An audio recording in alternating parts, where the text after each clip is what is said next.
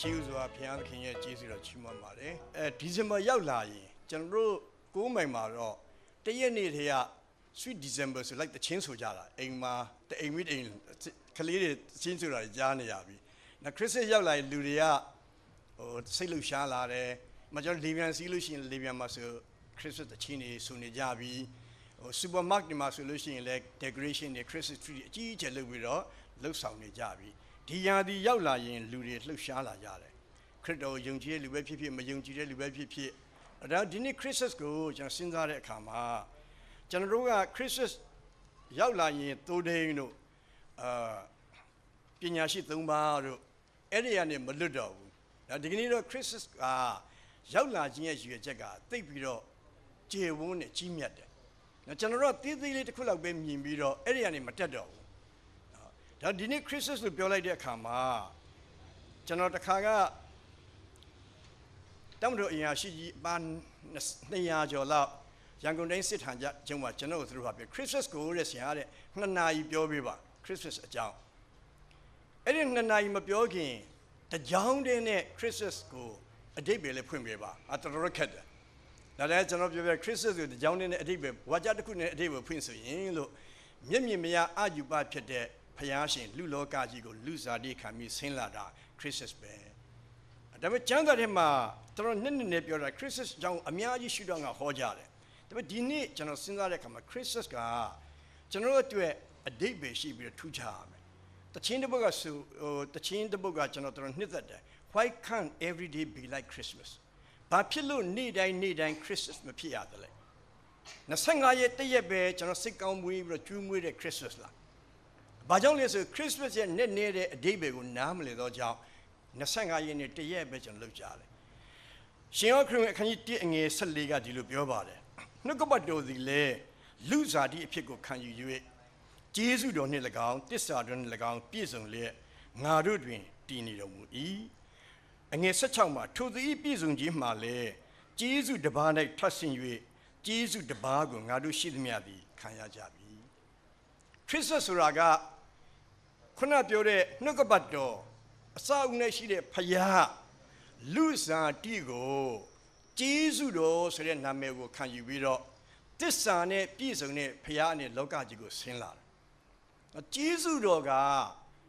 ပုဂ္ဂိုလ်တစ်ပါးဖြစ်တယ်နော်ဒါကျွန်တော်ကျေးဇူးတော်ချီးမွမ်းနေဆိုတာပုဂ္ဂိုလ်ကိုချီးမွမ်းတာနော်ကျွန်တော်တို့ဘာမှမရှိတဲ့နေရာသွားပြီးတော့ဟာကျေးဇူးတင်တယ်ကျေးဇူးတင်တော့ပြောရင်ကျွန်တော်အယူလို့ထင်ပါနော်ကျေးဇူးတင်တယ်ဆိုတာပုဂ္ဂိုလ်တယောက်ကိုဥပဒုခင်ဗျာကျွန်တော်ဒီလိုခက်ခဲတဲ့အချိန်မှာဥကကုညီလို့ကျေးဇူးတင်ပါတယ်ကျမမှာအကျွေးရှိနေတဲ့အချိန်မှာကုညီလို့ကျေးဇူးတင်ပါတယ်ကျမနေမကောင်းတဲ့အခါမှာဆေးကုပေးလို့ကျေးဇူးတင်ပါတယ်ပုဂ္ဂိုလ်တယောက်ကိုရည်ညွှန်းတယ်ဒါကြောင့်ကျေးဇူးတော်ဆိုတာကသခင်ယေရှုပဲဖြစ်တယ်နော်လူစားတိကိုခံယူတဲ့အခါမှာသူ့ဘွဲတစ်ခုကသူကကျေးဇူးတော်ဆိုတဲ့ဘွဲဖြစ်တယ်ဒါကျေးဇူးတော်ကိုကျွန်တော်ခံစားရတဲ့အခါမှာခရိယန်တော်တော်များများယုံကြည်သူတော်တော်များများကကျေးဇူးတော်လို့ပြောလိုက်ရင်အဖက်28တစ်ခုကိုကျွန်တော်ကြည့်ပြီးတော့ယုံကြည်သောအားဖြင့်ကျေးဇူးတော်ကြောင့်ကယ်တင်ခြင်းသို့ရောက်တယ်ကျွန်တော်ရပ်သွားပြီးကျင့်တတ်နေပြီနော်ဒါဆက်ပြောတယ်အဲ့ဒီကျေးဇူးတော်ကဘာလုပ်ပေးသလဲဆိုကျေးဇူးတော်ပုဂ္ဂိုလ်ဖြစ်သောကြောင့်သူကလုံနိုင်တဲ့စွမ်းရည်ရှိတယ်အနန္တတကုရှင်ဖြစ်တယ်သူကဘာလုပ်ပေးလဲဆိုကျွန်တော်တို့ကိုကောင်းသောအကျင့်မှာကျင်လည်ဖို့လုပ်ပေးတယ်တဲ့ဒါကြောင့်ခရစ်တော်ရဲ့ကယ်တင်ခြင်းကျေးဇူးကိုခံရပြီးတဲ့လူတွေကိုပြန်ကြည့်ပါတကယ်လူသက်သမားကြီးတွေကသူတော်စင်ဖြစ်လာတယ်အရက်သမားကြီးတွေကသူတော်စင်ဖြစ်လာတယ်မုန်းတီးတဲ့လူတွေကမေတ္တာနဲ့ပြည့်ဝလာတယ်ခရစ်တော်ရဲ့ကယ်တင်ခြင်းကျေးဇူးကိုရပြီးတဲ့လူကိုကျေးဇူးတော်ဘာဆက်လုပ်ပေးတယ်ဆိုရင်ကောင်းသောအကျင့်မှာကျင်လည်ဖို့ကျေးဇူးတော်ကဆက်ပြုပြင်ပေးတယ်တမိုင်းတစ်လျှောက်ပြန်ကြည့်ကျမ်းစာကိုပြန်ကြည့်ခရစ်တော်ကိုကယ်တင်ရှင်ပြလက်ခံတဲ့ပုဂ္ဂိုလ်တွေကအဲ့လိုဖြစ်သွားတယ်ဥပမာကျွန်တော်ဇက်ကဲကိုကြည့်ရင်ဇက်ကဲဆိုတဲ့ပုဂ္ဂိုလ်ကဘာနှဖူးတိုက်တူးမဲ့လူပတ်စံရဖို့ဆိုရင်အဖေနှဖူးလဲမရှောင်တဲ့လူဒါပေမဲ့သူဟာခရစ်တော်ရဲ့ကျေးဇူးတော်ကိုခံစားရတဲ့အခါမှာသခင်ယေရှုပြောတဲ့ဒီနေ့မင်းအိမ်ပေါ်မှာအာဗြဟံရဲ့ကောင်းကြီးတက်ရောက်ပြီချက်ချင်းသူ့သက်တာပြောင်းသွားတယ်သူဘာလုပ်လဲဆိုရင်အရင်ကလူတွေရှိကရိတ်ဖို့စဉ်းစားတဲ့လူကကျွန်တော်ဥစ္စာတစ်ဝက်ကိုစဉ်းစားတွေကိုလှူတော့မယ်မတရားတကြယူမိရင်လေးစပြန်ယူပေးမယ်သူဘာသာတရားရှိတယ်ဒါကဓမ္မဟောင်းကျမ်းမှာပြောသူကောင်းကောင်းသိတယ် ဒါကြောင့်တခါလေကျွန်တော်တို့သိတော့သိတယ်မလိုက်ဆောင်နိုင်ကြဘူးဒါပေမဲ့ဂျေဇုတော်ကဒီခရစ်စတ်မှာကျွန်တော်တို့အထင်းမှာဝင်ပြီးတော့ကျွန်တော်တို့ကိုအဲ့ဒီလုပ်ပေးခြင်းနော်ဂျေဇုတော်လုပ်တဲ့အရာတွေအများကြီးတဲ့အနေကျွန်တော်ကျမ်းစာဖတ်တဲ့အခါမှာအဲ့လိုဂျေဇုတော်မြင်ရင်ကြည့်ပါဂျေဇုတော်ဘာလုပ်ပေးသလဲဆိုကျွန်တော်အထက်ကနေ3ခုလောက်ကျွန်တော်ရွေးထုတ်ပြီးတော့ဂျေဇုနဲ့ပတ်သက်ပြီးတင်ပြချင်ပါတယ်ယောမအခန်းကြီး2အငယ်4မှာဒီလိုပြောပါတယ်ဂျေဇုတော်သည်တင့်ကိုနောင်တလန်းသို့သွေးဆောင်သည်ကိုမတိမမှတ်ပဲကြွယ်ဝစွာဂျေဇုပြုတော်မူခြင်းတီးခံတော်မူခြင်းစိတ်ရှည်တော်မူခြင်းကိုမထိမဲ့မီပြုသလားနော်ဂျေဇုတော်ကကျွန်တော်တို့ကိုဘာလုပ်ပေးလဲဆိုရင်နောင်တလန်းကိုသွေးဆောင်ပေးတယ်နော်တခါလေကျွန်တော်ကိုဘုရားသခင်နောင်တပေးတယ်ဆိုရင်တချို့ကျွန်တော်လေးစားတယ်လူဟာဆရာလို့တရားဦးဆရာနောင်တရတယ်ဆိုတော့မဟုတ်ဘူးမပြောပါနဲ့နော်ကျွန်တော်အမြဲတမ်းပြောတယ်နောင်တကကျွန်တော်မိသားစုကိုကောင်းကြီးမင်္ဂလာဖြစ်စေတယ်ကျွန်တော်အမြဲတမ်းပြောပြတယ်ကျွန်တော်ကပြပခီးသွားပြီးဆိုလို့ရှိရင်သားတွေကမှားတယ်သမီးတွေကမှားတယ်အမှတ်မရှိမှားကြတယ်မှားကျွန်တော်တစ်ခါမဝယ်ဖြစ်ဘူးကျွန်တော်ဈေးဝယ်တာဝါသနာမပါဘူးတရက်တော့တစ်ခေါက်တော့ကျွန်တော်ကဒီတစ်ခါတော့ဝယ်ပြီးမယ်စိတ်ထဲမှာငါသားသမီးတွေလိုအပ်တယ်တော့ဝယ်ရမှာပဲဆိုဆုံးဖြတ်ပြီးတော့ကျွန်တော်မေးတယ်ကဲသားတို့ဘာမှမလဲကျန်တဲ့9ယောက်မှာ4ယောက်ကတော့အမှတ်မရှိမှားတာပဲကျွန်တော်သားအလှတယောက်ကနည်းနည်းဆက်တယ်မမှားဘူးဒါကျွန်တော်သားဘာလို့မမှားလဲဆိုတော့ပပအပလာပဲတဲ့ဟိုက်အပလာဆိုကျွန်တော်နားမလည်ဘူးကျွန်တော်မိမဟေ့နင့်အဖေပြောအဲ့လိုမပြောဘူးသားအဖေကအမှုတော်ဆောင်သားကြီးအပလာဆိုတာဘာလဲပြောစမ်းပါဦ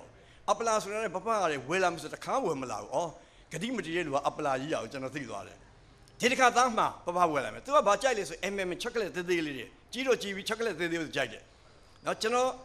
်ထုံးစံအတိုင်းပဲပြန်ရောက်တော့မဝယ်ဖြစ်ဘူးလေသေးရောက်တော့ကျွန်တော်ကောင်းကောင်းနေပြောတယ်ရှစ်မိုင်မင်းမင်းစိုးသွားရအောင်လို့ဘာလို့မလဲဆရာကျွန်တော်သားမှာတဲ့ချောကလက်ပဲတော့ဝယ်ရအောင်ဒီကနေ့ကျွန်တော်သားသမီးတွေကကျွန်တော်စိတ်ချတယ်ကျွန်တော်ဂတိတစ်ခုပေးရင်လုပ်ပေးမယ်ဆိုတာသားသမီးတွေကအရန်ယုံတယ်တကယ်လို့သာဘုရားသခင်ရဲ့ကျေးဇူးတော်ကကျွန်တော်နောင်တလန်းသို့သွေးဆောင်တာကိုကျွန်တော်မသိမှတ်ပဲနေရင်ဒီကျေးဇူးဘုရားသခင်ပြုတဲ့ကြွယ်ဝတဲ့ကျေးဇူးတွေတိခံခြင်းစိတ်ရှိခြင်းကိုကျွန်တော်ခံစားနိုင်မှာမဟုတ်ဘူးကျမ်းစာထဲမှာပြန်ကြည့်ရင်အမျိုးသမီးတယောက်ရှိတယ်ကျွန်တော်တို့ခဏခဏသိပါတယ်ယောဟန်အခန်းကြီး4မှာနော်ယောက်ျား9ယောက်ယူခဲ့ပြီးမကျင်တဲ့သူအပြစ်လို့မထင်သေးဘူးနောက်တစ်ယောက်6ယောက်မြောက်ကသူများရဲ့လင်ယောက်ျားဖြစ်နေတယ်ဒါလည်းသူအပြစ်လို့မမြင်သေးဘူးဒါပေမဲ့ကျေးဇူးရှင်သခင်နဲ့ယေရနာတွေ့တဲ့အခါမှာနောင်တတကယ်ရပြီးတော့အငယ်39မှာဆိုရင်သူတက်တေခံလို့ရှမာရိမှာရှိတဲ့လူတွေအများကြီးခရစ်တော်ကိုယုံကြည်လာကြတယ်ကြည်စမ်းကျေးဇူးတော်ခံစားရတဲ့အချိန်လေးကဘယ်လောက်ကြွယ်ဝတဲ့ကောင်းကြီးဖြစ်သွားလဲနော်သူအကြောင်းကပြောလို့မကောင်းပါဘူး။နော်ဒါပေမဲ့ကျေးဇူးတော်ခံစားတဲ့အခါမှာပထမယောက်ျားတစ်ယောက်ယူတယ်နောက်တစ်ယောက်ယူတယ်နောက်တစ်ယောက်ယူတယ်နောင်တရမှမသိဘူး။6ယောက်မြောက်တော့မှသူများယောက်ျားကိုယူလိုက်သေးတယ်မသိသေးဘူး။ဒါကျေးဇူးတော်ကိုလည်းထိတွေ့ရောနောင်တတရားရပြီးတော့ဘုရားသခင်ကြီးပြောင်းလဲတဲ့အပြင်ဘုရားရဲ့ကြွယ်ဝသောကျေးဇူးတော်ကိုခံစားရပြီးတော့သူ့ရဲ့သက်သေခံခြင်းကြောင့်လူတွေအများကြီးခရစ်တော်ရှိရောက်လာနောက်ကျမ်းစာထဲမှာပုဂ္ဂိုလ်တယောက်ရှိပါတယ်ရှင်ပေါလုကျွန်တော်အားလုံးသိတဲ့ခုနလိုမဆိုးပါဘူးဘာသာတရားကျမ်းတွေအယံတက်တယ်ကျမ်းပိုက်တွေဆိုရင်အလွတ်ရတယ်ပညာတော်တွေကိုအလွန်စောင့်ရှောက်တယ်သူပြောတဲ့အတိုင်းဆိုရင်သူ့သက်တာပြန်ကြည့်ရင်ငငယ်ရွယ်ရွယ်နဲ့ဂျူးလူမျိုးတွေရဲ့ထုံးစံမှာနော်မိန်းမရှိမှသူ့ကိုရပ္ပိဆရာအနေနဲ့ပေးတယ်ဘာကြောင့်လဲဆိုရွာတရားကိုဆိုမိတိုက်လို့ရတယ်သူကိုချင်းစာတန်းအောင်နော်ဒါပေမဲ့သူကတချို့ကျမ်းစာအရာဆိုရင်မိမမရှိပေမဲ့လည်းဒီရတို့သူရတဲ့အထိသူ့ရဲ့ဘာသာတရားမှာအင်မတန်မှတော်တဲ့ပုဂ္ဂိုလ်ဖြောင့်မတ်တဲ့ပုဂ္ဂိုလ်ဒါပေမဲ့သူ့နဲ့ယုံကြည်ချက်ချင်းခြားနာလာရင်တော့မညာတော့ဘူးဒီကနေ့ကဘာမှာဒီလိုပုဂ္ဂိုလ်တွေအများကြီးကြောင့်ဘုံကွယ်မှုတွေမတရားမှုတွေဖြစ်တာကျွန်တော်သိတယ်သူတို့ဘာသာတရားမရှိဘူးလားရှိတယ်ပညာတော်တွေမစောင့်ဘူးလားစောင့်တယ်ဒါပေမဲ့ကျေးဇူးတော်မခံစားရတော့ကြောင့်သူတို့နဲ့ဆန့်ကျင်လာရင်တတ်ဖို့ဖြတ်ဖို့ညှင်းဆဲဖို့ဘုံမလေးဘူးအဲ့ဒီပုဂ္ဂိုလ်ကြီးကဓမ္မသက်သွားရလမ်းမှာကျေးဇူးတော်ကိုရသွားတယ်အဲ့ဒီကမှသူဘာပြောလဲကောင်းကင်ကဖြစ်တဲ့ယူပါယုံတဲ့လူတို့ဒီနောင်တရရမယ်နောင်တနဲ့ထိုက်တန်တဲ့အကျင့်ကိုကျင့်ရမယ်ဖယားသခင်ကပြောင်းလဲရမယ်ဆိုဒီပုဂ္ဂိုလ်ကြီးပြောင်းလဲသွားပြီးတော့တစ်ချိန်ကသူဆန့်ကျင်နေတဲ့သခင်ယေရှုအတွက်ရက်တည်ပြီးတော့အသက်ပေးသွားတဲ့အထိအသက်တာကြွယ်ဝသောကောင်းကြီးမင်္ဂလာကိုခံစားရတယ်ဒါကြောင့်ကျွန်တော်တို့ကိုဘုရားသခင်ကနောင်တပေးတယ်ခုနလိုဆိုးတဲ့လူပဲဖြစ်ဖြစ်ကောင်းတယ်လို့ဘာသာတရားမှာထိပ်ပြီးပုဂ္ဂိုလ်ရွယ်ဖြစ်ဖြစ်နောင်တရလာရင်ခရစ်တော်ရှိရောက်လာကျွန်တော်မနစ်ကဧပြီလဖြီးပနိုင်ငံတစ်ခုရောက်ပါတယ်ဒီအကြောင်းကိုပြောပြပြီးတော့သူတို့ခရစ်တော်ကြောင့်ပြောတော့ အဲ့ဒီမှာအလုပ်လုပ်တဲ့အကုန်မြန်မာလူမျိုးတွေနောင်တတစ်ခုရတယ်သူမပြောလဲဆိုတော့ဒီနှစ်ခရစ်စမတ်မှာကျွန်တော်ခရစ်စမတ်မှာအားတော့26ရက်နေ့ကိုအဲ့တိုင်းပြည်သွားပြီးတော့တရားဟောပေးရမယ်ကျွန်တော်ပြောတဲ့ရက်ကတူတူလေး29ရက်နေ့သူတို့ပြည်နေကျွန်တော်ရောက်မယ်28ကို3ရက်နေ့ပြန်လာမယ်4ရက်နေ့အဲ့ဒီကနေရန်ကုန်ပြန်လာမယ်အဲ့ဒီခီးစဉ်တူတူလေးကိုကျွန်တော်တို့ခီးစဉ်ဟာဆရာကိစ္စမရှိကျွန်တော်အကုန်ခံမယ်ဟိုတယ်ကြီးငှားထားမယ်ဟိုတယ်မှာတည်းကျွန်တော်အဲ့ဒါနဲ့မင်းတို့တွေလက်လုပ်လေးစားတွေဘယ်လိုပတ်စံရမလဲသူတို့ပြောတာဒီလိုပြောတယ်ဆရာကြီးတဲ့အရင်တော့ကတော့ကျွန်တော်ဒီဇင်ဘာရောက်လာရင်သူတို့တိုင်းပြည်မှာ tax deductible ဆိုတော့ tax အခွန်ပေးတာအခွန်တွေပြန်ရကြတယ်လူပြိုလူတွေဆရာအနည်းဆုံး9000 6000တကယ်လို့အိမ်တောင်ရှင်တွေဆို1000ကျော်ရတယ်အရင်တော့ဒီပတ်စံတွေကိုတဲ့ကျွန်တော်ကြိုက်တယ်လို့သုံးပြတယ်ဒီနှစ်တော့တဲ့အဲ့လိုမသုံးတော့ဘူးခရစ်တော်ကိုမသိတဲ့မြန်မာလူမျိုး3000ကျော်ရှိတယ်အဲ့ဒီအတွက်ဆရာအသွားပြန်လေပြန်လက်မှအကုတ်တခုသူတို့လေပြန်လက်မှမနေ့ကပို့လိုက်ပြီနော်တဲဖို့ဟုတ်တယ်အကုန်ကျွန်တော်တို့စီစဉ်ပေးမယ်ကျွန်တော်ရတဲ့ဒီပတ်စံတွေကဝိညာဉ်ကယ်တင်ကြီးတို့အလုပ်လုပ်တော့မယ်တစ်ချိန်ကငွေရရင်ကိုပျော်ပါမှုပဲအပြစ်မဟုတ်ပါဘူးကိုပတ်စံနဲ့ကိုစားတယ်တောက်တယ်အပြစ်မဟုတ်ပါဘူးဒါပေမဲ့ဒီအရာကငါတို့တပုတ်တည်းဖြစ်တယ်လူတွေအတွက်အကျိုးမရှိဘူးဆိုတာသိတဲ့အခါမှာဒီလူတွေစုလိုက်တဲ့အခါမှာဒီနှစ်ဒီဇင်ဘာနောက်ဆုံးအပတ်နယူးယောက်အမီမှာလူတွေအများကြီးခရစ်တော်ရဲ့သတင်းကောင်းကြားဖို့ဖြစ်လာတယ်။နော်ဒါကျွန်တော်တို့သက်တမ်းမှာဂျေဇုတော်ကဘာလုပ်ပေးလဲဆိုရင်ကျွန်တော်တို့ကမဟုတ်တာမလုပ်ပေမဲ့လည်းအဲ့ဒီမဟုတ်တဲ့မလုပ်ထဲကနေနောင်တကိုပေးတယ်။ကျမ်းစာထဲမှာပျောက်သောသားအကိုကြီးကနောင်တမရနိုင်ဘူး။နော်သူဖခင်ထဲမှာရှိနေပေမဲ့မြစ်တာပျောက်နေတဲ့ပုံကိုဖြစ်နေတယ်။ဒီနေ့ကျွန်တော်တို့မှာဖခင်သခင်နှုတ်ကပတ်တော်ဖတ်တဲ့အခါမှာဂျေဇုတော်ကအဲ့လိုနောင်တတွေပေးရင်ဝန်ချတောင်းပါလိုက်ပါဖခင်သခင်ရှိပြန်လှည့်လိုက်ပါအဲ့ဒီခါမှာဘာရမလဲဆိုရင်ဖခင်ရဲ့ကြွေဝစွာဂျေဇုပြတော်မူခြင်းတီးခံခြင်းစိတ်ရှည်ခြင်းကိုကျွန်တော်ခံစားရမယ်ဒါတွေကိုကျွန်တော်တို့တတိမမူဂုမမြင်ရင်တော့နောင်တမရပဲအသက်တာမှာငါတက်တယ်ငါသိတယ်ငါဆက်ပြီးတော့ဘာဖြစ်လဲငါခွင့်ရေးပဲအဲ့ဒီအသက်တာတွေကျွန်တော်ဖြစ်လိမ့်မယ်ကျွန်တော်တို့ပြည်ပနိုင်ငံရောက်တဲ့အခါမှာတကယ်အံ့ဩစရာကောင်းပါတယ်ခရိယန်တွေတော့ကျွန်တော်ဝန်ချကြတယ်ယောက်ျားတွေကလည်းမနဲ့မိုးလင်းနဲ့အလုပ်သွားညမပြန်လာအချိန်မပေးနိုင်တော့တကယ်ဖြစ်တာနော်မြန်မာအမျိုးသမီးတွေမြန်မာတိုင်းရင်းသူတိုင်းရင်းသားတွေနောက်ခရစ်တော်ကိုယုံကြည်တဲ့လူတွေကျွန်တော်တို့ကပို့ပြီးတော့အိန္ဒိယစောင့်နေလူတွေအနောက်နိုင်ငံသားတွေစာရင်ကျွန်တော်တို့ပို့ပြီးတော့အိန္ဒိယကိုထိန်းနေလူတွေအရှက်နဲ့အသက်ပေးတဲ့လူတွေအရှက်နဲ့လူလုပ်တဲ့လူတွေဒါပေမဲ့သူတို့ဘာဝန်ခံလဲသိလားခရစ်တော်ရဲ့နှုတ်ကပတ်တော်ကိုသွားတဲ့အခါမှာဆရာကြီးတဲ့ကျမတို့အင်တာနက်ထဲမှာနော်ယောက်ျားရှိရသားနဲ့ရည်စားထားမိတယ်ဖခင်ကိုတောင်းပန်နေသူတို့ခင်မွန်းတယ်တွေကိုတောင်းပန်ကြတယ်နော်ဒီကနေ့ကျွန်တော်အင်တာနက်တွေမသုံးပြတာလဲကျေးဇူးတော်ချီးမွမ်းစရာနော်တချို့အဲ့ဒါနဲ့ရည်စားတွေရသွားပြီးအိမ်တော်တွေကွဲသွားကြတယ်ဒါခရစ်တော်ကိုယုံကြည်ပါတယ်ဆိုတဲ့လူတွေဘာမှခံစားရဘူးလေကယ်တင်ခြင်းကျေးဇူးရပါမယ်ကျေးဇူးတော်နောင်တလမ်းကိုသွေးဆောင်တဲ့ကျေးဇူးတော်ကိုမခံစားရဘူးဒါကယ်တင်ခြင်းကျေးဇူးအပြင်နောက်ကျေးဇူးတစ်ပါးဖြစ်တဲ့နောင်တရခြင်းကိုကျွန်တော်တို့ကိုဘုရားသခင်ပေးပါတယ်နောက်တစ်ခုကတော့ယောမအခန်းကြီး7အငယ်29မှာအဘယ်သို့နည်းဟုမူကားဘုရားသခင်ပေးသနာတော်မူခြင်းခေါ်ထားတော်မူခြင်းကျေးဇူးသည်ဖောက်ပြန်ခြင်းသဘောမရှိဒီကနေ့လောကကြီးကဖောက်ပြန်နေကြပါတယ်လူငယ်တွေဖောက်ပြန်တယ်လူကြီးတွေဖောက်ပြန်တယ်တနည်းကကျွန်တော်သတင်းနားထောင်တဲ့ကဘာမှာဒီနေ့ HIV ဖြစ်တဲ့လူကလူငယ်တွေမဟုတ်တော့ဘူးတဲ့အသက်50အထက်လူတွေဖြစ်တယ်လူကြီးတွေလည်းဖောက်ပြန်ကုန်ပြီဒီကနေ့ကျွန်တော်တို့ကျေးဇူးတော်ခံစားရရင်ဘယ်တော့မှမဖောက်ပြန်ဘူးမိဘနဲ့ဝေးကွာနေသည်ဖြစ်စေနီးသည်ဖြစ်စေမိဘအရေးအောက်ကဝေးသွားသည်ဖြစ်စေမဖောက်ပြန်တော့ဘူးယောသလေးကိုပြန်ကြည့်ပါတခြားတိုင်းပြည်မှာကြုံဘဝနဲ့နေရတယ်သခင်မအတင်းသွေးဆောင်တယ်မဖောက်ပြန်ဘူးဖခင်သခင်ရဲ့ကျေးဇူးတော်ကနေရာတိုင်းမှာရှိပါတယ်ကျွန်တော်ကိုးကွယ်တဲ့ဖခင်သခင်အနန္တတကုရှင်ဖြစ်ပါတယ်ကျွန်တော်ရှိတဲ့နေရာတိုင်းမှာကျွန်တော်အထက်ကနေကျေးဇူးတော်ကဖောက်ပြန်ခြင်းကင်းအောင်ကျွန်တော်ကိုထင်သိမ်းပေးပါတယ်အလုတ်အကင်မှာကျွန်တော်ကိုယုံကြည်စိတ်ချရမယ်တိုင်းပြည်ပေါ်မှာကျွန်တော်တို့ယုံကြည်စိတ်ချရမယ်နော်ဒါယုံကြည်သူတယောက်ကကျွန်တော်တို့ကိုဘလောက်ပဲမတရားလုပ်နေဘယ်တော့မှမဖောက်ပြန်ဘူးရှာဒရက်မီရှက်ဘေဒယ်ကိုပြန်ကြည့်နေပုဂ္ဂိုလ်နဲ့စာပြီးညရွှေရုပ်ထွေးကြီးလို့ကိုးကွယ်ခိုင်းတယ်အရှင်မင်းကြီးကျွန်တော်မကိုးကွယ်ပြစင်နဲ့ကျွန်တော်ဖခင်ကဒီလိုလုပ်ရင်ကဲတင်ပါလိမ့်မယ်သူ့ဘောတစ္ဆာရှိရဲ့ဘယင်ကြီးစိတ်ဆိုးတယ်အမေမင်းတို့တိုက်မိငါစစ်လက်တိုက်တော့ဘာမှလည်းမင်းတို့ဖခင်မကဲတင်တယ်လို့မင်းတို့ကငါ့ကြုံဖြစ်နေတာများငါ့ကိုမကူးခဲ့ဘူးလား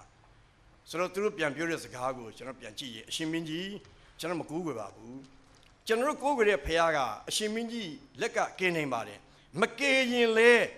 အဲ့ဒီဖခင်ကိုပဲကျွန်တော်ဝတ်ပြပါမယ်တီထားတော်မူသောရွှေရုပ်ထီမကူးကြပြစေနဲ့ဘယင်းကြီးစိတ်ဆိုးပြီးတော့မိကိုခုနှစ်ဆပူစေတယ်နော်လောကမှာရှိတဲ့လူတွေကမိမဲ့ခုနှစ်ဆပူစေနိုင်တယ်ဒါကျွန်တော်ကိုးကြတဲ့ဖခင်ကတဘာဝတဲ့ကြီးမြတ်တဲ့ဖခင်ဖြစ်တယ်မိခုနှစ်ဆထဲမှာခြားတဲ့လူတွေကမိဟပ်ပြီးသေကုန်တယ်အဲ့ဒီမိဘုံနဲ့ခုံဆင်းတဲ့လူငယ်3ယောက်သပင်တမွေးတောင်မလောင်ဘူးတဲ့ကြည်စမ်းဖိနှိပ်မှုတွေဘလောက်ပဲလာလာပြည့်ရှင်းပြီးမှုတွေဘလောက်ပဲလာလာမဖောက်ပြန်ဘူးမဖောက်ပြန်တဲ့အပြင်ဘာကျေးဇူးခံစားရတယ်လဲနေဗုခဒ်နေဇာဘုရင်ကြီးကဒီလိုပြောပါတယ်အငယ်28မှာနေဗုခဒ်နေဇာမင်းကြီးကလည်းရှာဒရက်မေရှက်အဘေဒိနီဂေါတို့ဤဖျားသခင်သည်မင်္ဂလာရှိတော်မူသည်တည်း။ဒီကနေ့အဲ့လိုဖိနှိပ်မှုတွေလာရင်စိတ်ချအဲ့ဒီထဲမှာဖျားသခင်ရဲ့ဘုန်းတော်ထင်ရှားပြီးတော့ဖျားသခင်မင်္ဂလာရှိဖို့ဖြစ်လိမ့်မယ်။ကျွန်တော်ဘက်ကဘာလို့မဖောက်ပြန်တဲ့ဂျေဇုတော်နဲ့ယက်တည်ဖို့ပဲ။အဲ့လိုယက်တည်တဲ့ကောင်ဆက်ပြောတယ်မိမိတို့ဖျားဟောတပါအခြားသောဖျားကိုဝတ်ပြုကိုးကွယ်ခြင်းနဲ့ကင်းလွတ်မည်အကြောင်းဖျားသခင်ကိုယုံကြည်ကိုးစား၍မင်းကြီးအမိန့်တော်ကိုဆံလျက်မိမိကိုယ်ပင်အနှံသောကျွန်တော်ရင်းရှိရာသို့ထိုဖျားသခင်သည်ကောင်းကင်တမန်ကိုစီလွတ်၍ကယ်တင်တော်မူပြီ။ကြည်စံကျေးဇူးတော်ကလူငယ်လေး3ယောက်သူများတိုင်းပြည်မှာကြုံခံနေရတာ။ကျေးဇူးတော်ကြောင့်မဖောက်ပြန်မနဲ့သစ္စာတည်တဲ့အခါမှာသူတို့ကိုဖောက်ပြန်ခြင်းကိုအတင်းအဓမ္မလုပ်တဲ့ဘယင်ကြီးကိုယ်တိုင်ပြောင်းလဲလာတယ်။ဟာသူတို့ဖျားကကြည်စံငါအမိန့်တော်မရောက်ဘဲနဲ့အသက်ကိုပေးတဲ့လူရှိသူ့ရဲ့ကောင်းကင်မှာဆီလွတ်တယ်ဆက်ပြောတဲ့အိမ်29မှာထိုကြောင့်နော်အကျိုးတရားအကြောင်းတရားတွေအမြဲတမ်းရှိတယ်အဲ့ဒီအကျိုးကြောင့်နဲ့အရရ၌နေသောအတီးတီးအခြားခြားသောဘာသာစကားကိုပြောသောလူအမျိုးမျိုးတို့တွင်တစုံတယောက်သောသူသည်ရှာဒရက်မေရှက်အဘေဒိနီဂေါတို့၏ဖျားသခင်အားပြစ်မှားသောစကားကိုပြောလျင်ထိုသူကိုအပိုင်းပိုင်းရှင်းစေသူ၏အိမ်ကိုလည်းနောက်ချေပုံဖြစ်စေဟုငါအမိန့်တော်ရှိ၏ခရိယန်ရဲ့ကျေးဇူးတော်ဖောက်ပြန်ခြင်းကင်းတဲ့ကျေးဇူးတော်ခံစားရင်ကြွယ်ဝတဲ့ကောင်းကြီးတွေဘယ်လောက်ဖြစ်လာလဲအမိန့်ထုတ်ရတယ်ရှာဒရက်မေရှက်အဘေနီဂေါရဲ့ဖျားကိုပြစ်မှားတဲ့စကားပြောရင်အိမ်အဲ့ဒီလူကိုနှုတ်နှုတ်ဆင်းပြမယ်အိမ်တွေကိုနောက်ချီးပုံဖြစ်စေမယ်တဲ့ဘာကြောင့်လဲဆိုအကြောင်းမူကားထူမြတ်လောက်သောကယ်တင်ခြင်းကိုထိုဖျားသခင်ကတပါအဘယ်ဖျားမျှမပြုတ်နိုင်ဘူးမိန့်တော်မူတယ်။ဒါကြောင့်ကျွန်တော်တို့မှာအခက်ခဲတွေဖိနှိပ်မှုတွေလာလို့ရှိရင်ခရိယန်ဆိုတာ reality အချင်းချင်းမှန်ကိုတော့မြင်ရမယ်ကိုတော့ဒါတော့ကျွန်တော်တို့အတင်းကျပ်လုပ်နေပြီမဟုတ်တာလုပ်နေပြီဒါပေမဲ့ကျွန်တော်တို့ကဆန့်ကျင်လိုက်ဖို့မဟုတ်ဘူးအဲ့ဒီထင်မှာဖျားဘုန်းတော်ထင်ရှားဖို့ကျေးဇူးတော်ကဖောက်ပြန်ခြင်းကင်းတဲ့သစ္စာတည်ခြင်းကိုပေးတယ်အဲ့ဒီသစ္စာရှိလာတဲ့အခါမှာဘာတွေဖြစ်လာလဲဖျားသခင်ရဲ့ဘုန်းတော်ထင်ရှားလာတယ်ဒီကနေ့ဖျားသခင်ကျွန်တော်တို့ကိုအဲ့ဒီကောင်းခြင်းမင်္ဂလာပေးခြင်းတယ်ကျွန်တော်တို့ကိုကျေးဇူးတော်ကဘာလို့ပေးခြင်းလဲအခက်ခဲတွေတွေ့ရင်မှတ်ထားပါဖောက်ပြန်ခြင်းကင်းတဲ့သစ္စာတရားကိုဘုရားသခင်ပေးပါလိမ့်မယ်ဂျေဇုတော်ကအဲ့လိုပေးတယ်နောက်ဂျေဇုတော်တစ်ခုကိုကျွန်တော်ကောရိန္သုဩဝါဒဆရာပထမဆုံးအခန်းကြီး10ငယ်15မှာကျွန်တော်တွေ့ပါတယ်တချို့ကဘုရားသခင်ရဲ့ဂျေဇုတော်ကိုအစွန်းသုံးလိုက်တဲ့အခါမှာခရိယန်လူပြင်းတွေဖြစ်ကုန်တယ်နော်ဟာဂျေဇုတော်လုံးမှာပဲဂျေဇုတော်ကြောင့်ရငါဘာမှမလုပ်တော့ဘူးအစွန်းရောက်တဲ့တုန်တင်မှုတွေကျွန်တော်ရှိမယ်တချို့ကြတော့လေအစွန်းရောက်တဲ့တုန်တင်မှုမှာဂျေဇုတော်မလို့ငါတို့ကြိုးစားမှရမယ်အဲ့ဒီအစွန်းတစ်ခုကြားထဲမှာရှင်ဘောလူကဒီလိုပြောပါတယ်တိကောခန်းကြီး15အငယ်30မှာငါကြိုးစားသည်မဟုတ်ငါနှင့်အတူရှိတော်မူသောဘုရားသခင်ဂျေဇုတော်သည်ကြိုးစားတော်မူ၏ရှင်ဘောလူကတခြားတမန်တော်နဲ့ပတ်သက်ပြီးစာရင်အယမ်းမဲ့ဘုရားအတွက်နော်ထဲထဲဝင်ဝင်ရွရွချွန်းချွန်းစွန်းစွန်းဇာဇာဘလို့သုံးလဲမိစကားတွေနော်ကြကုတ်ကြခဲပြောမလားနော်အယမ်းကြိုးစားအလုပ်လုပ်တယ်လူတွေချစ်ကြည့်တဲ့ကမှာရှင်ဘောလို့ငါကြိုးစားတာမဟုတ်ဘူးတဲ့ငါအထင်းမှနေတဲ့ဘာကြိုးစားလဲဂျေဇုတော်ကကြိုးစားပေးတယ်ကျွန်တော်ပြပနိုင်ငံတစ်ခုရောက်တော့မယုံကြည်သူကနေခရစ်တော်ကိုယုံကြည်တဲ့ပုဂ္ဂိုလ်တယောက်နဲ့တွေ့ပါတယ်ကျွန်တော်မျိုးတွေဘာဖြစ်လို့များခရစ်တော်ယုံကြည်လာတယ်လဲဆရာကြီးတဲ့ကျွန်တော်ရဲ့ဘာသာအရကျွန်တော်ကြိုးစားတယ်ကျင့်တယ်ဒါပေမဲ့တစ်ခါကခရိယန်လူငယ်လေးတယောက်ကစင်ခေါ်တယ်ကျွန်တော်ဖျားကိုစမ်းကြည့်စမ်းပါအဲ့ဒီဖျားရောက်လာရင်ကျွန်တော်ကျင့်တာနဲ့ပိုကျင့်နိုင်မယ်ဟ ဟုတ်တယ်ဆရာကြီးတဲ့အဲ့ဒီယေရှုကျွန်တော်နှလုံးသားထဲရောက်လာရောကျွန်တော်အရင်တော့သိခံနေတာနဲ့ပို့ပြီးသိခံလာနိုင်တယ်ပို့ပြီးခွင့်လွတ်လာနိုင်တယ်ကျွန်တော်တက်တာမှာထူးခြားမှုတွေအများကြီးအရင်တော့ကျွန်တော်လောက်တာအသိမွားဖြစ်သွားပြီကျွန်တော်ကြိုးစားရင်ငါဆိုတဲ့မာနတက်လာတယ်ကျေးဇူးတော်ကြိုးစားတဲ့ကမရှင်ပို့လို့ငါကြိုးစားတာမဟုတ်ဘူးတဲ့ငါအထင်းမှနေတဲ့ကျေးဇူးတရားကကြိုးစားတယ်ဒီလိုပြောလိုက်လို့ကျွန်တော်တို့ခရိယာတွေတော်တော်များများကကြိုးစားခြင်းစိတ်ပျောက်သွားတယ်ကြိုးစားဖို့မလိုဘူးကဲဒီညင်းကျေးဇူးအတွက်တော့ကြိုးစားဖို့မလိုပါဘူးလောကမှာဖျားသခင်ထားထားတဲ့လုပ်ငန်းခွင်တွေထဲမှာကျွန်တော်ကြိုးစားခြင်းအပြင်ဖျားဘုန်းတော်ထင်ရှားဖို့ဖြစ်တယ်သမ္မတကြီးအာဗြဟံလင်ကွန်းကသူ့အိမ်မှာမီးမရှိပါဘူးစာကြက်ချင်ရင်လမ်းမီးအောက်ဆိုပြဓာတ်တိမ်အောက်မှာစာကြက်ရတယ်သူရဲ့အသက်တာကြောင်းဘလောက်နေဘူးလေမေးရင်သူ့အသက်တာတစ်ချောင်းလုံးမှာပေါင်းလိုက်ရင်နှစ်ပဲကြောင်းတက်ဖူးတယ်ကျွန်တော်ကြည့်စမ်းအမေရိကန်သမိုင်းမှာဥပဒေကိုတကယ်ကျွမ်းကျင်ပြီးတော့ဒီကနေ့အထိအမေရိကန်သမ္မတတွေကသမ္မတလွတ်တော့မယ်ဆိုသူ့အကြောင်းကိုလေ့လာရတယ်သူဘာလုပ်သလဲဆိုရင်ကြိုးစားတယ်ဒါကျွန်တော်တို့ခရိယန်တွေကိုဘုရားခင်ကနေဂါတကမှာခန့်ထားတယ်ခရိယန်တွေလူပြင်းနေမဟုတ်ဘူးကြောင်ခိုတဲ့လူတွေမဟုတ်ဘူးကိုယ်အလုပ်ကင်အတွက်ကိုအကောင်းဆုံးကြိုးစားမယ်ပညာကိုအကောင်းဆုံးကြိုးစားမယ်နော်အမှုတော်ဆောင်တွေလည်းနှုတ်ကပတ်တော်ကိုကြိုးစားပြီးဟောပြောမယ်တခါလေကျွန်တော်အမှုတော်ဆောင်တွေကပြင်းတဲ့အမှုတော်ဆောင်တွေအများကြီးရှိတယ်ဆရာကြီးတစ်ပါးကသူဒီကျမ်းစာဖတ်ပြီးတော့သူနောင်တရရတဲ့အကြောင်းသူပြောပြတယ်သူတရားဟောကနေဆိုရင်လည်းမပြင်ဆင်ဘူးတဲ့ဒီကနေ့ကျွန်တော်တရားဟောဖို့ဆိုကျွန်တော်3-4ခုပြင်ဆင်တယ်ဒီရောက်လာတော့တခြင်းတွေဆိုပြီးတော့ခရစ်စတ်နဲ့ဆက်ဆိုင်တော့ဆရာကလည်းခရစ်စတ်ရဲ့ဒေသနာကိုဝင်ငှပါဆိုတော့ဒီအကြောင်းအရာကိုကျွန်တော်ပြောဖို့ဖြစ်လာတယ်ဒီဆရာကဘာမှမပြင်ဆင်ဘူးသူကပလင်မတက် SS spirit မှုဝိညာဉ်တော်လှုပ်ရှားပါဝိညာဉ်တော်ပြောပါတရက်တော့သူပလင်မရောက်တော့တဲ့ဝိညာဉ်တော်သူဘာပြောလဲဆိုရင် you are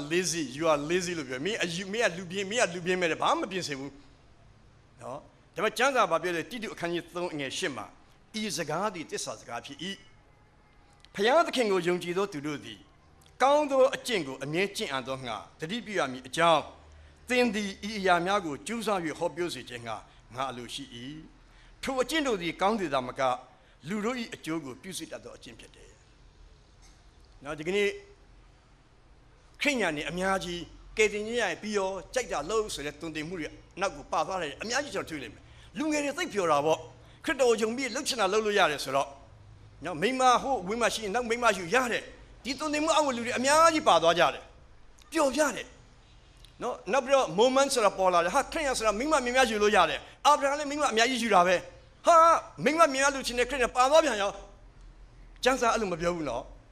်ကောင်းသောကယ်တင်ခြင်းဖျားသခင်ကိုယုံကြည်လာတဲ့ကယ်တင်ခြင်းရတဲ့လူတွေဟာတဲ့ကောင်းတဲ့အကျင့်ကိုဘာလို့ရမလဲအမြဲကျင့်ဖို့ကျွန်တော်တရားဟောဆရာကြိုးစားတုံသင်ပေးရမယ်နော်ဒါကြောင့်ဘုရားသခင်ရဲ့ကြီးစွာတော့ဘာလို့ပေးလဲဆိုရင်ရှင်ပေါလုပြောလို့သူများတဲ့ငါကြိုးစားတယ်ငါကြိုးစားတာမဟုတ်ဘူးတဲ့ငါအထက်မှာနေတဲ့ဘုရားကကြိုးစားတယ်ကျွန်တော်ကိုးကွယ်တဲ့ဘုရားသခင်လူပြင်းမဟုတ်ဘူးဂျူတွေကဟာပုံတည်ယူပြီးတော့ဥပုံနဲ့အလုံးမလုပ်တော့ဘူးဒါပေမဲ့ခရစ်တော်ဘာပြောလဲ My father is still working ငါခမည်းတော်ယနေ့တိုင်အလုံးလုံးနေတဲ့လူပြင်းမဟုတ်ဘူးတဲ့မအိပ်နေဘူးတဲ့ဒီနေ့ခရစ်ယာန်တွေကြီးစွာတော့ဘာမှမလုပ်ဘူးဖြစ်လာမှာပါဆိုတော့ပြင်းနေတဲ့ခရစ်ယာန်တွေအများကြီးဘုရားသခင်ရဲ့ကြီးစွာတော်ကိုမသိလို့ကြီးစွာတော်ဘာလို့ပဲလဲကျွန်တော်တို့ကိုကြိုးစားခြင်းနဲ့စေနာစိတ်ကိုပေးတယ်ဘုရားသခင်အနုပညာလောကမှာထိုင်ရင်အကောင်းဆုံးကြိုးစားပါနော်ဘုရားသခင်ကိုချစ်တဲ့အနုပညာရှင်တွေဘာပြောလဲကျမတို့တည့်ရက်ကိုပြန်လို့တီးရ6နာရီကျင့်တယ်ဘုရားဘုန်းတော်ထင်ရှားဖို့ဘောလုံးသမားတွေကပြန်ကြည့်နော်အင်မတန်ကောင်းတဲ့ပုံသက်တွေသူ့ရဲ့ဇနီးလောင်းနဲ့မင်္ဂလာမဆောင်တဲ့အထိဆက်ဆံခြင်းကိုမပြုတ်ဘဲနဲ့စင်စင်ကြဲကြဲနဲ့အာဂဇန်လောကအတွက်လည်းအရန်ကြိုးစားတယ်သူ့အသင်းတော်ကြီးဘရာဇီးမှာငရင်လှုပ်လို့ပြိုသွားတယ်သူ့ရဲ့ဆယ်ဘိုးတော်နဲ့အသင်းတော်ကြီးပြန်ဆောက်ပေးတယ်ကြည်စမ်းဘုရားသခင်ဒီကျွန်တော်တို့ကိုလုပ်ငန်းခွင်ထဲမှာထည့်ထားတဲ့အကြောင်းပဲမဟုတ်ဘူးကျွန်တော်တို့ရဲ့ကြိုးစားမှုအားဖြင့်ဘုရားဘုန်းကိုထင်ရှားဖို့ကျွန်တော်တို့ဘုန်းထင်ရှားဖို့မဟုတ်ဘူးနော်ဒါကြောင့်ပညာရေးလောကမှာကြိုးစားပါဆေးပညာလောကမှာကြိုးစားပါစီးပွားရေးလုပ်ငန်းမှာကြိုးစားပါအမှုပညာလောကမှာကြိုးစားပါအမှုတော်ဆောင်လောကမှာလည်းကြိုးစားပါအဲ့လိုကြိုးစားဖို့လုပ်ပေးမလဲကျေးဇူးတော်ကအတွင်းကနေကျွန်တော်ကိုကြိုးစားခြင်းစိတ်ပေးမယ်ဒီအရှင်ကဒီကနေ့တော့အသက်ရှင်တယ်ကျွန်တော်တို့အသက်ရှင်တဲ့ဘုရားကိုယုံနေဆိုတော့ကျွန်တော်မယုံကြဘူးကျွန်တော် မွတ်စလင်ကြီးကိုတယောက်နဲ့တွေ့ပါတယ်သူကတက္ကစီမောင်းတယ်ဟာတွားချင်တယ်မတွားနိုင်သူစူးစမ်းနေတယ်ကလေးမရောက်လဲ17ယောက်ဟာကျွန်တော်အားတယ်ကျွန်တော်9ယောက်တည်းများလာပြီထင်တယ်သူကျွန်တော်နဲ့ကြော်သွားတယ်ဟာခင်ဗျစီးပွားရေးလောက်ခက်တဲ့အချိန်မှာ17ယောက်ကျွေးနိုင်လားဖယားဘလောက်ယုံလဲသူဘာပြောလဲသီလားဆရာကြီးတဲ့အလ္လာဟ်ကဒီလောက်တကူရှိတဲ့ဖယားပဲတဲ့ဟာဘလို့ကျွေးလဲပြောစမ်းမအောင်ကျွန်တော်မိမကိုဝန်ရှိတာနေတဲ့သူ့ရင်သားထဲမှာအလ္လာဟ်ကနှုတ်တွေဖြည့်ပြီးပြီတဲ့ကြည်စမ်းကျွန်တော်ခရိယန်တွေမဟုတ်ဘူး limit 2ယောက်ထဲကျွန်တော်အမေသား2ယောက်ထဲ limit လို့ရင်ကျွန်တော်လူဖြစ်လာမှာမဟုတ်ဘူးနော်ဒီကနေ့ဖျားပေးတဲ့ကောင်းကြီးမင်္ဂလာကို limit လုပ်ကြလို့အမေရိကန်နိုင်ငံမှာပြကြည့်အမဲတွေမဲရတယ်အဲ့ဒါပဲအမေရိကန်တို့အင်္ဂလန်တို့အော်စတြေးလျအဲ့ဒါကြောက်ပြီးတော့အခုကနေဒါတို့ကတားနေတယ်ဆိုပါစို့ကျွန်တော်မွတ်စလင်တယောက်ကကျွန်တော်မိန်းမ4ယောက်ရှိတယ်တယောက်ကလည်းခလေး4ယောက်ဆို16ယောက်အမေရိကန်နိုင်ငံဝင်ပြီးဆိုပါစို့ဒီနေ့တို့လောက်ကြတော့လူအင်အားနဲ့ကဘာကြီးကိုဝါမျိုးကိုကြိုးစားနေတာဝင်သွားတဲ့အခါမှာတယောက်ကပဲဒါကျွန်တော်မိန်းမပါကျန်တဲ့4ယောက်ကကျွန်တော်ညီမတွေပါသူတို့ယောက်ျားတွေထားခဲ့လို့တကယ်ဆိုသူမိန်းမတွေအမေရိကန်လည်းရောက်ရောအမေရိကန်တွေကိုလှည့်စားခြင်းခံနေရတာမိန်းမတွေလည်းထောက်ပံ့ခြင်းရတယ်ဟိုသူမိန်းမ3ယောက်ကလည်း single woman ဆိုတော့ထောက်ပံ့ခြင်းပိုရတယ်ခလေးတွေပါရတယ်သူတို့ကသိတဲ့မိန်းမရန်နိုင်တော့ဘာမှမပြောခိုင်းဘူးရတဲ့ပတ်စံနဲ့တထေးကြီးဖြစ်ပြီးတော့လူအင်အားများပြီးတော့အဲ့ဒီအင်အားနဲ့နိုင်ငံကြီးကကြံတဖြည်းဖြည်းနဲ့တကယ်လူပေါင်း3000အသက်ခံရတဲ့0 ground မှာအခုမွတ်စလင်ယဉ်ကျေးမှုစင်တာကြီးဆောက်ဖို့ဖြစ်သွားတဲ့အထိလူအင်အားရှိလာတယ်။နော်ဒါကြောင့်လူမျိုးရဲ့ဘုံဖယားသခင်ကကျွန်တော်သားသမီးကိုသားစဉ်မိဆက်စတုဒ္ဒဆက်တဲ့အောင်ကောင်းကြီးပေးမယ်ဖယားတည်ကြီးမြတ်စုကအောင်ပြီးအသက်ရှင်တဲ့ဖယားလို့ခရိယန်တွေကဗဇက်ကပဲယုံကြတယ်လက်တွေ့မလုပ်ကြဘူး။ဒါဆရာကြီးမူဒီကအမြဲအမတန်စီလိုသောစကားကိုပြောပါတယ်သူကောင်းကင်ကိုရောက်သွားတော့တဲ့ကောင်းကင်မှာလိုက်ကြည့်တယ်ဟင်းခရိယန်တွေသူလိုက်ကြည့်တော့ကောင်းကင်တော်မေးဟာကောင်းကင်မှာကောင်းကင်ဘုံမှာနှစ်ချင်းနေပဲဟုတ်လားကောင်းကင်တော်ပဲနှစ်ချင်းလည်းမရှိဘူးတဲ့ဟာဒါဆိုရင်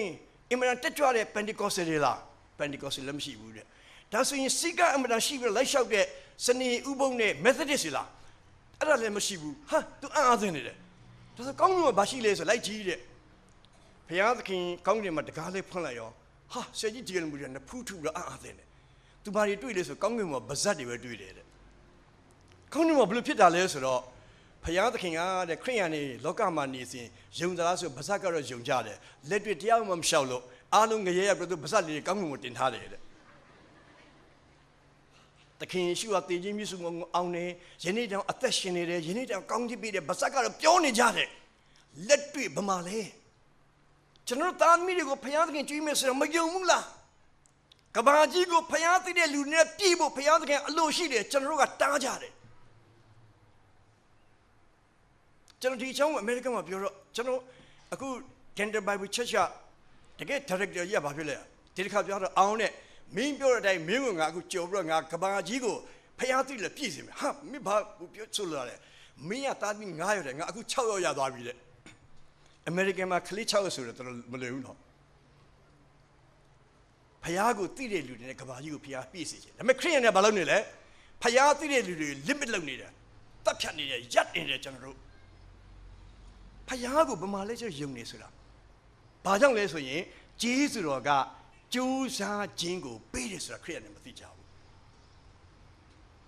မက္ကဆီကိုနိုင်ငံလာတဲ့အမျိုးသမီးတွေတယောက်အမေရိကကိုရောက်လာတယ်အလုပ်မရှိဘူးသားသမီး9ယောက်ထပ်မွေးအောင်မယ်အလုတ်ကျိုးစားတဲ့အဝတ်လျှော်တယ်မိဖို့တိုက်တယ်တန့်ရှင်းလုပ်တယ်နှစ်ပေါင်း20ကြာတော့အိုးစရာပြောပြမယ်အဲ့ဒီမျိုးမျိုးအမေရိကန်နိုင်ငံမှာတန်းကျွယ်တတိဖြစ်နေတာမကသမ္မတကြီး Bush လက်ထက်မှာအဲ့ဒီမိန်းမကိုစီးပွားရေးဝန်ကြီးခန့်ရတဲ့အထိတက်လာသူဘာပြောလဲသိလားကျမဟိုအဝတ်လျှော်တဲ့ဘဝကနေကျိုးစားတော့ကြောင့်ဒီဘဝကိုကျမရောက်လာတယ်ခရိယာတွေကလူပြင်းနေမဟုတ်ဘူးသူများရှိရလက်ဖြတ်တောင်းစားတဲ့လူတွေမဟုတ်ဘူးဒါဝိမင်းကဘယ်လိုပြောလဲဖယားကိုယုံကြည်တဲ့လူတွေသူတို့သားစဉ်မြစ်ဆက်တောင်းစားတယ်ဆိုတာငါအသက်ပြိုသည့်အချိန်မှဆိုရင်အိုတဲ့အထိတခါမှငါမကြားဘူးတဲ့ဒီနေ့ခရိယန်နဲ့လက်ဖြတ်တောင်းနေတဲ့ဘဝမှာအများကြီးရှိနေတယ်မကြိုးစားကြဘူးဒီနေ့ခရစ်စမတ်မှာဂျေဇုတော်အရှင်ကကျွန်တော်တို့ကိုကြိုးစားခြင်းနဲ့စိတ်နဲ့ပေးမယ်ကျွန်တော်တို့ဖယားသခင်ခန့်ထားတဲ့နေရာမှာအင်္ဂလိပ်ကတော့ mountain ပြော seven mountain ပေါ့ တချို့အနုပညာမှာခဏတယ်တချို့ပညာရေးမှာခဏတယ်တချို့စီးပွားရေးမှာခဏတယ်ကျွန်တော်တို့ခဏတဲ့နေဘက်မှာအမြင့်ဆုံးတောင်ဖြစ်အောင်ကြိုးစားကြရအောင်ဂျေဇုတော်ဘာလို့ဝင်မလဲကျွန်တော်တို့ထဲမှာဝင်ပြီးတော့ကြိုးစားပေးမယ်ဘလောက်ကောင်းတဲ့ဂျေဇုတော်ကြည်စမ်းအဲ့ဒီဂျေဇုတွေတပါးဘုရားသခင်ကျွန်တော်ထပ်ဆင့်ခံစားစေခြင်းတယ်နောက်ဆုံးဂျေဇုတော်တစ်ပါးကနှစ်ကောအခန်းကြီး10ဖြစ်ပါတယ်အကြောင်းမူကားငါတို့သခင်ယေရှုခရစ်သည်စီးစိမ်ရှိတော်လဲဆင်းရဲတော်မူခြင်းအပြင်သင်တို့သည်စီးစိမ်ရှိစေခြင်းက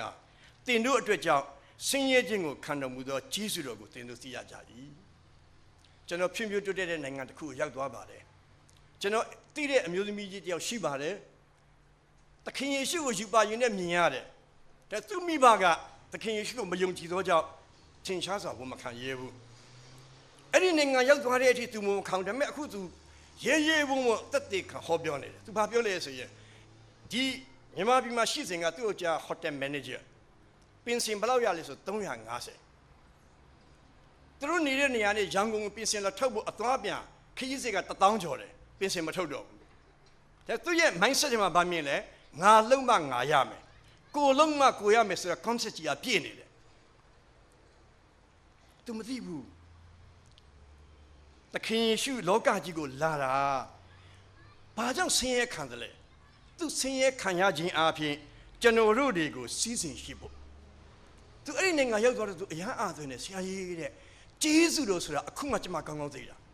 ဒီတိုင်းပြည်အတွက်ကျွန်မဘာမှမလုပ်ပေးဘူးကျွန်မယောက်ျားလည်းဘာမှမလုပ်ရဘူးအသက်60ကျွန်မရောက်တယ်သမီးတွေခေါ်လို့ဟိုရောက်သွားတော့တဲ့လင်မယား2ယောက်အခုအိမ်လေးနဲ့မော်တော်ကား1ယောက်တစ်စီးနဲ့တလကိုအစိုးရတလ$1000 ပေးတယ်တဲ့သူ့မောင်2ယောက်ဗမာပြည်မှာပြန်လို့သူ့မောင်တွေကိုပြန်လို့သူကကူညီနိုင်တယ်ဂျေဇုတော်ဆိုတာဒလူဆိုတာကျွန်မအခုမှသဘောပေါက်တယ်ကျွန်မလောကရဲ့သက်တာချင်းချမ်းသာမပြောနဲ့တမလွန်ဘဝမှာငရဲကလွတ်ဖို့ဒီဂျေဇုတော်ကိုကျွန်မလုံးဝယုံသွားပြီဒီကနေ့ကျွန်တော်တို့ဝန်းကျင်မှာဒီဂျေဇုတော်အရှင်ကြွလာတဲ့မင်္ဂလာအခါသမယမှာဒီဂျေဇုတော်ကိုဝင်ငှဖို့ဘုရားသခင်ကကျွန်တော်တို့ကိုခိုင်းထားတယ်ဘယ်လောက်ကောင်းတဲ့ဂျေဇုတွေခံစားရလဲကြီးစမ်းဒါခရစ်စစ်ဆိုတာကဖန်ဆင်းရှင်ဘုရားသခင်အားလုံးကိုတတ်နိုင်တဲ့အရှင်သည်ဘုရားဘုန်းစစ်စင်ကိုစုံပြီးတော့လောကကြီးကိုဆင်းလာတယ်ခလေးသူငယ်လေး baby Jesus လည်းမဟုတ်ဘူးကြည်ထွားလာပြီးတော့လက်ဝါးကတယ်မှာကျွန်တော်စီးစိမ်ရှိဖို့ဆင်းရဲဒုက္ခကိုခံသွားပေးတဲ့ဘုရား